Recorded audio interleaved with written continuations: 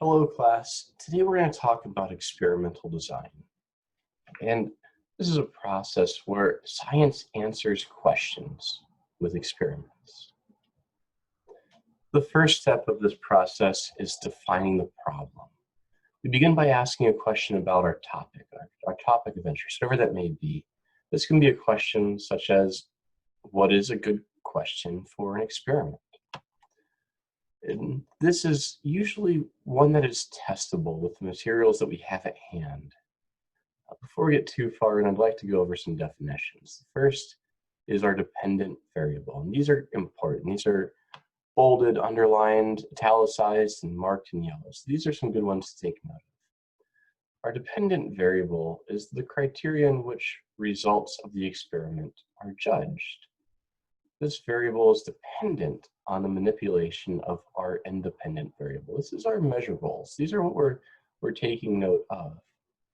Our independent variable, on the other hand, is a variable that can be manipulated, altered, independently of any other variable. And our hypothesis states that this is our causal influence. This is what's driving what we see, what observations we make in our experiment. We also talk about experimental treatments. These are the alternative manipulations of the independent variable being investigated. And another is our control group. This is a group of subjects that are exposed to the control condition. This is a base comparison. It's not exposed to the experimental treatment. So if we're talking about fertilizer rates, this is our no fertilizer group within that independent variable section. Okay. Another really important one that I can't emphasize enough is randomization. This is the assignment of treatments to groups based on chance, and it provides control by chance. Remember our control group. And random assignment allows the assumption that these groups are identical with respect to all variables except the experimental treatment.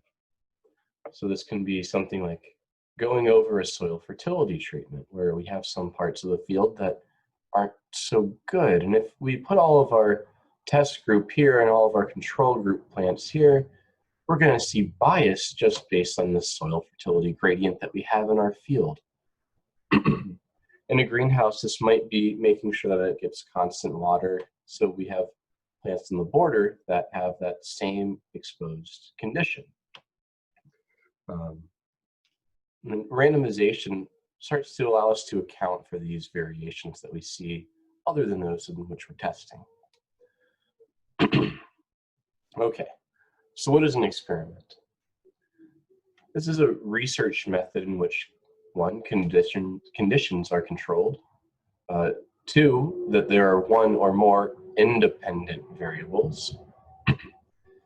They can be manipulated to test a hypothesis, and this hypothesis is built on having a dependent variable. And this allows us to evaluate these causal relationships among variables, while all other variables are eliminated or controlled for.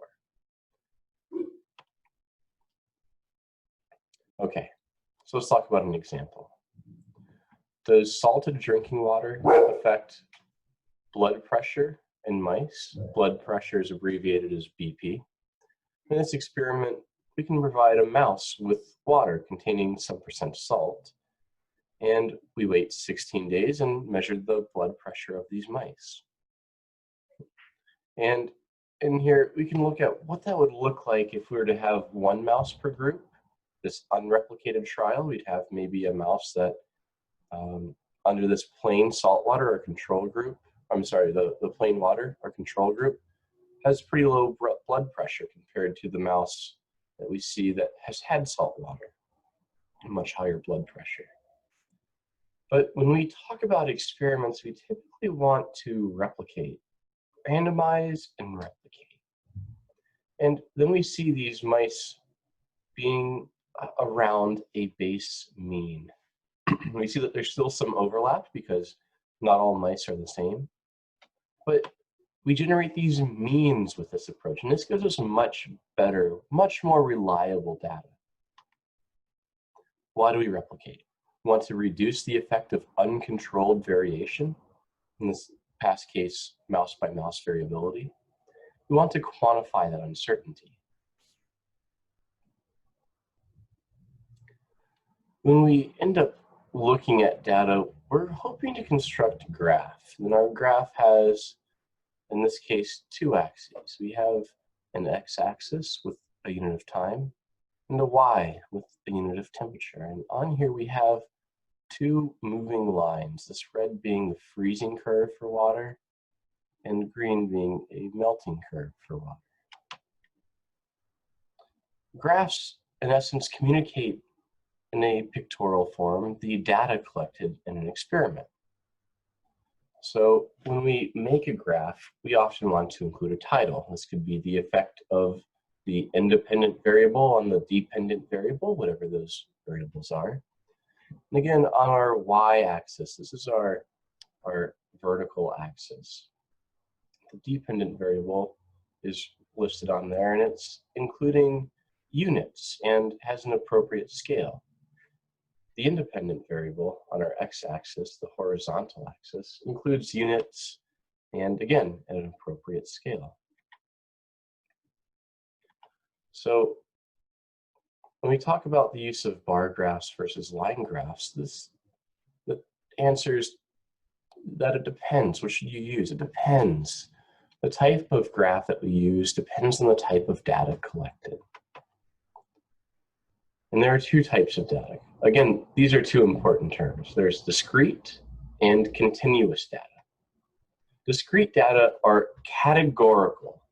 These are like days of the week, color, brand of battery. The intervals between these data have no functional meaning.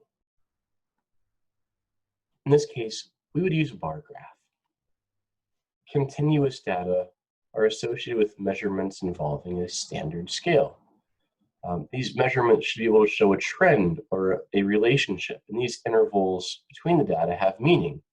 This could be, say, fertilizer rates in units of pounds per acre.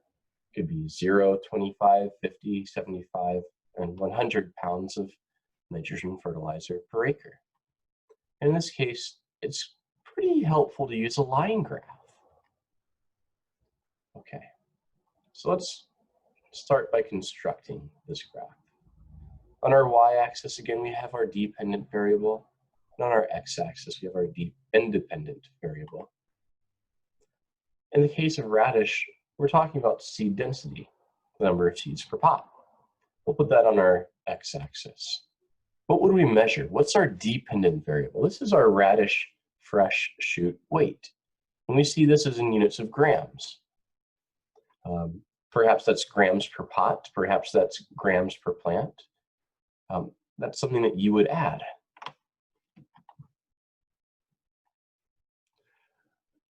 Now, we need a hypothesis to guide our investigation. So what's a hypothesis? Well, it's not an educated guess. This is our best thinking about how the change that we make might affect another factor. This can be tentative or trial solutions to the question, set up as an and if then statement. Now the variables, these are things that change. The independent variable is the variable that is purposely changed, and it's the manipulated variable. Again, the dependent variable changes in response to the independent variable. It's the responding variable. It's our unit that we measure. And be sure to operationally define each variable. What sort of constraints can we see in experiments? Well, this could be factors that are kept the same and not allowed to change. Then experiment might or might not cover the whole breadth of an issue. If we're talking about fertilizer rates in apple trees and we only have our Honeycrisp apple that we're looking at, that doesn't mean that fertilizer rate is the same for a different variety of apples, say a Fuji apple or a Gala apple. Right? There are a lot of constraints to consider, and these aren't necessarily flaws in an experiment, but they don't always tell a complete story. We mentioned this word control earlier. What's a control? Well, this is the part of an experiment that serves as the standard of comparison. Why is it necessary? Well, it's the unchanged part of an experiment that detects the effects of hidden variables. So this could be something like looking at a fallow field as reference compared to a cover-cropped field when we're doing cover-cropped experiments.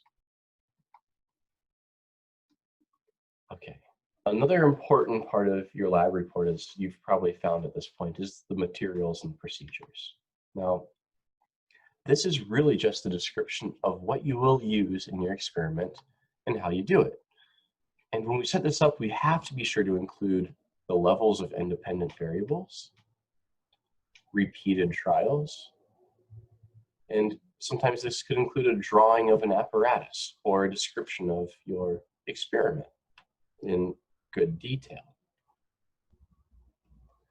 So when we talk about these levels, how many different levels of independent variables should we test? 3, 5, 10? The more the better? Well, you can only test so much and still have time to sleep and do homework. So it's a pretty tricky question. That's always going to depend on what you're doing. Of course, the more the better, but it takes time to do this work. If we're talking about seeding rates of your radish plant, we could test 200 different seeding rates and find that perfect, most optimal seeding rate. But that's not always necessary. And these repeated trials, what are they? These are the number of times that a level of the independent variable is tested. And it's so necessary because they reduce the possibility of chance errors affecting the results. We talked about this with the mice earlier.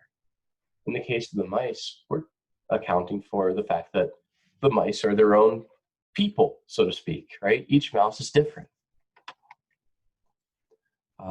We always want to include labels and keep track of where all of our treatments are in the experimental setup.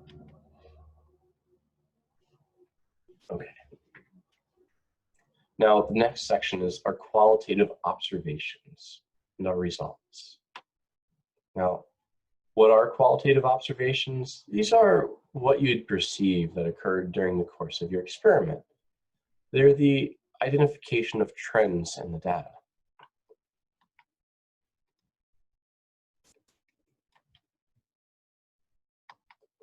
These are the numbers in the form of raw data displayed in tables and graphs. And when we look at some of these tables and graphs, we, of course, have our title, the effect of the independent variable on the dependent variable. Okay, so when we go and make our data table, this is what we're taking notes on. We want to have our column for our independent variable, and we'll label it with units if that's necessary, 0 through 4. And we want a column for our dependent variable. We have a label with the units if necessary in multiple trials, but these are our measurements, right? For replication or trial number 1, 2, and 3, we write down our data for each of these 4, 5 points. And we have a column for our derived quantity. This is an average, 0, 4, 6, 7, 9. We see an increasing trend in this value as our dependent variable increases, or as our independent variable increases. Good to know.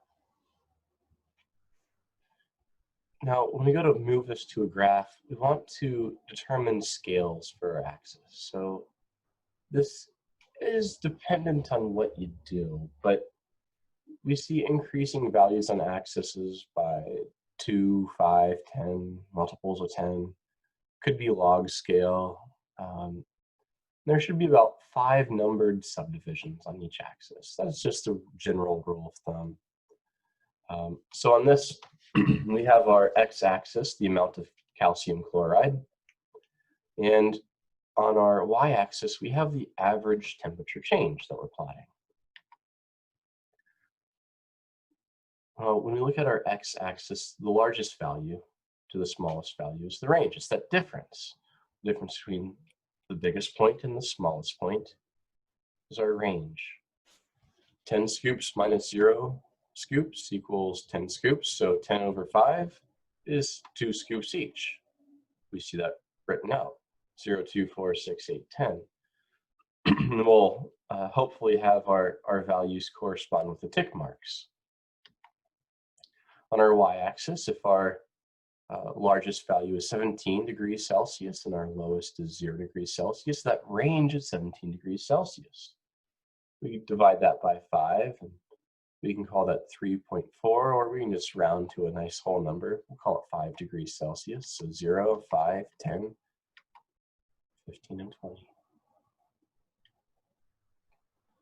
Now, we're looking at a line graph here, and we're going to plot some data pairs.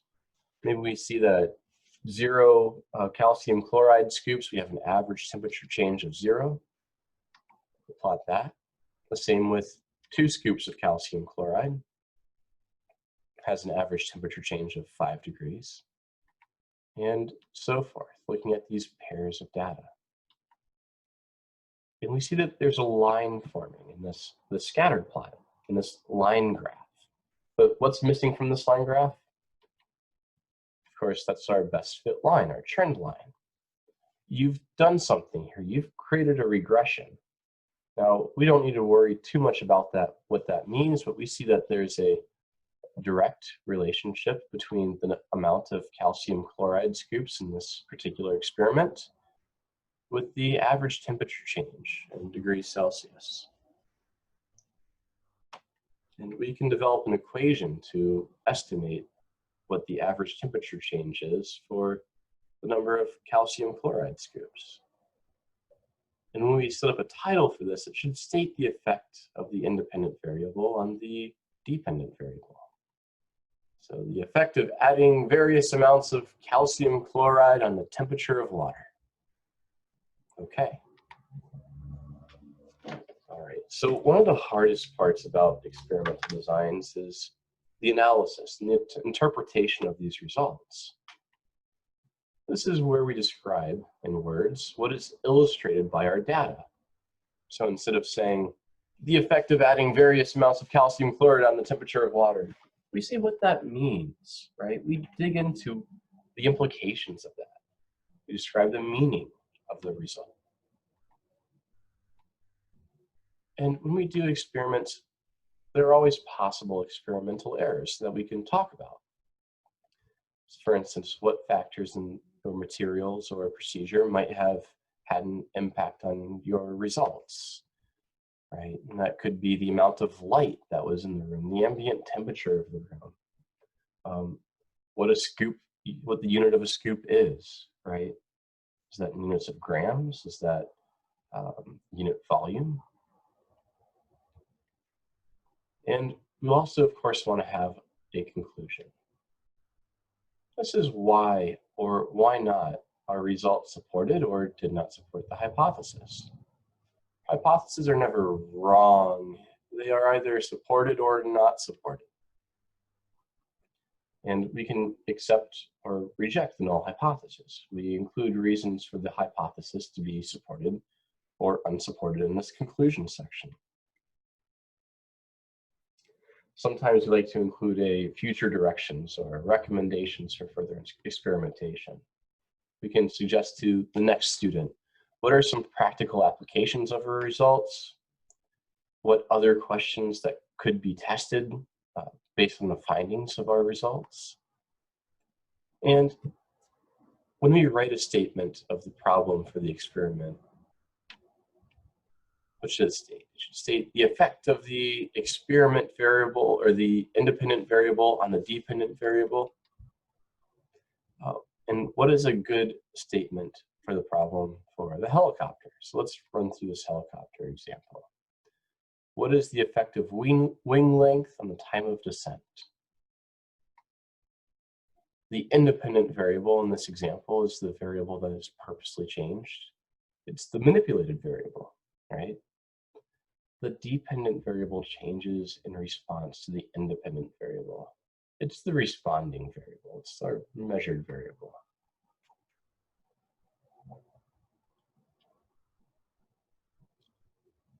So the helicopter's instance is the length of one wing as measured in some unit length, in this case centimeters. And our dependent variable is the time of descent, measured in seconds. In this experiment, we are looking at the effect of wing length, this is our title, on the length of time, or the duration of time that it takes to reach the ground. So looking at our hypothesis, the independent variable is if the length of the wings are increased, right? The dependent variable is then the time of descent will increase. We know that all experiments have constraints. These are the factors that keep the same, or that are kept the same and not allowed to change. So when we look at this, we should ask, what should be kept constant in the helicopter? The same structure of helicopters, the same dropping technique, the same dropping height, room temperature. We don't want to have any wind flying through in this example. The part of an experiment that we call the control serves as our standard for comparison. What's a good control of the helicopter? A control could be that beginning wing length measurement, call it 5 centimeters. And then we can ask how many different levels of the independent variable should we test? And we want to have enough that clearly illustrates the trend in the data. Say 5, 6, 7, 8, 9, 10 centimeters, whatever. But we don't need to be so thorough that we require the next 20 years to complete the study. We want to have repeated trials. How many repeated trials are needed in this? Well, general rule of thumb, we want at least 3. We can calculate an average from these 3 levels, these 3 replicates, these 3 repeated experiments to generate an average for each level of the independent variable. That's our, of course, wing length. Okay, so let's see what this helicopter is now. We've talked about this helicopter. That's this white thing that the little girl's holding. She's holding a helicopter in the middle, and she's dropping it from the same spot each time. You see our wings, this portion that sticks out, could be 5, 6, 7, 8, whatever centimeters long, and she's going to drop that. And as we drop the helicopter, we observe that sometimes they seem to be affected by air currents. Aha! It appears that the helicopter with the longer wingspan generally took a greater time to reach the ground. So let's look at some data tables and graphs, our favorites. So we did these studies. Our friend, the 10-year-old girl, dropped the helicopter and dropped helicopters with wing lengths of 5, 6, 7, 8, and 9 centimeters. And she measured the time of descent in units of seconds with 3 trials of it. And she wrote down these values in the table. We found that our average descent time was increasing with the average length of wings on the helicopter, right? The 5 centimeter long wing length gave us an average of about 4 seconds of descent, whereas our 9 centimeter long wing length gave us an average of about 8 seconds of descent. That's double. Okay, let's plot this. On our x-axis, that's our horizontal axis, we have wing length in units of centimeters. On our y-axis, the vertical axis, we have our average descent time in units of seconds. So we put our scales on there. Those are our tick marks, 5, 6, 7, 8, 9. We put our average values up, 4, 5, 6, 7, 8. Then we plot it based on what we saw in that table. Great. We see a pretty linear trend. We add our best fit line, our trend line, and we say, okay, There's a direct relationship between wing length and the average descent time, where we see that the greater the wing length, the greater the average descent time in units of seconds. Okay, so let's go through the analysis and interpretation of these results. While the individual trial results showed some variation, overall, as average wing length increased from 5 through 9 centimeters, the average time of descent also increased from 4 to 8 seconds. Again, this shows a direct correlation. We can define this correlation or determine that there's a correlation based off of this trend line here. We can talk about some possible experimental errors. While the average results generally supported that hypothesis, the individual trial results showed some variation. We saw that in the table. Some possible reasons for this could be, as we said before, due to air currents in the room or reaction time differences between the timer and the helicopter dropper. We can draw some conclusions. The overall results supported the hypothesis. A possible reason for this could be due to the increased surface area of the wing in contact with the air, allowing for greater air support. We can make some recommendations for further experimentation and practical applications. This could be the increased time of descent due to greater wing length suggests that increased wing length could lead to greater fuel efficiency of an actual helicopter. We want to test that in an actual helicopter. And we can say that other experiments investigating factors that would contribute to greater descent time might include making modifications to the shape of the wings, changing the number of wing blades, making folds in the wing blades, what have you. And that's our presentation for today. Hopefully you learned a little bit, and good luck with your lab report.